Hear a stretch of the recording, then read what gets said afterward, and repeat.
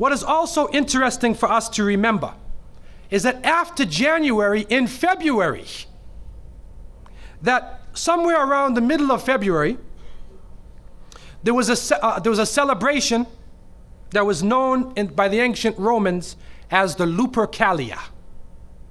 And the Lupercalia was a ceremony, and luper means wolf. And they depicted a wolf chasing a little girl. And so they had a ceremony. I'm not making this up, by the way, right? If you want to, you can look this up. If you don't believe me, go to the encyclopedia right after we're finished. A children's encyclopedia. Look up Valentine's Day, Easter, Christmas, and Halloween, and you'll find everything I'm talking about. Okay? You want to go deeper into it, go on the internet. Okay? And you look up the pagan roots of all of these holidays. And so the Lupercalia was the celebration of the wolf. And the authorities there would gather together young people, and they would put their names into a box, men and women, and they would take out the names, and whoever was your partner, whoever you picked, whatever name you picked, was your partner for the day, and all types of sexual activity went on during that day. They were totally out of control. That is the Lupercalia. That's what it really means, okay? Now, around February 14th, around 270 AD of the Christian era, a bishop by the name of Valentine, he was trying to work with the Roman soldiers because the Roman emperor had imposed upon his soldiers that anybody who joined the army could not get married. Because if you got married, you're thinking about your wife all the time, and you're a useless soldier. But the soldiers wanted to get married, so St. Valentine worked with them, and he was captured by the Roman emperor, he was imprisoned, and he was beheaded. And so a legend formed around St. Valentine's Day. In one case, it said he even helped a blind young girl. He was trying to help her get married. And so she wrote a note, and it was found in his jail cell, "To my Valentine." And so from that date, somebody making that compromise brought together the two streams. And so now you have Valentine's Day. So on that occasion, and it's in the school system, if Muslims are sending their children to school, you got a problem on Valentine's Day. Because they make them do Valentine's cards.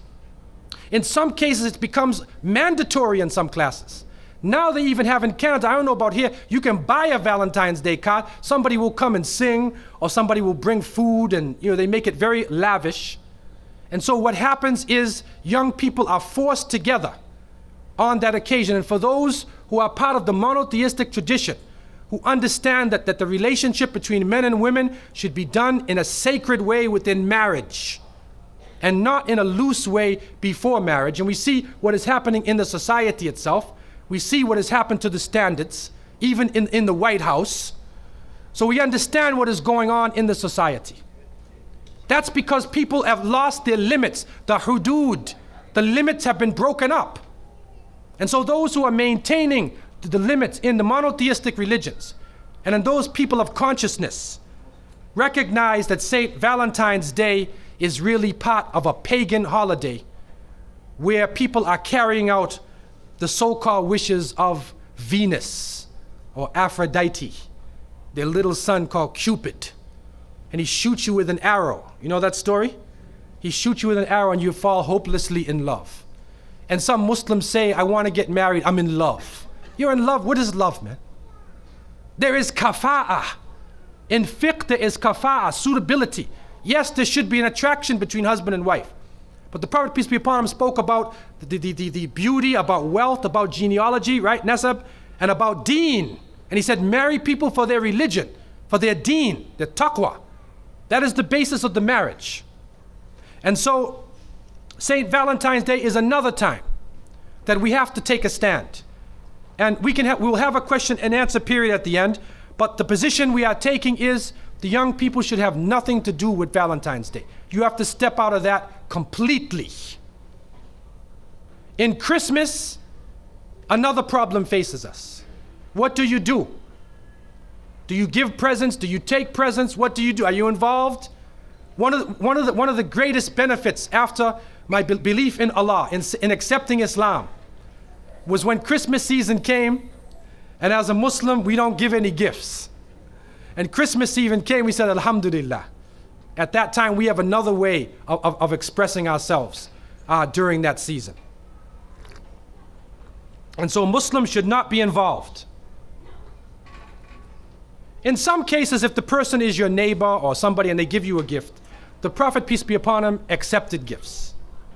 So it is possible to accept a gift as long as you're not involved in the ritualistic parts of the occasion. But if you want to give a gift, give it at another time during the year.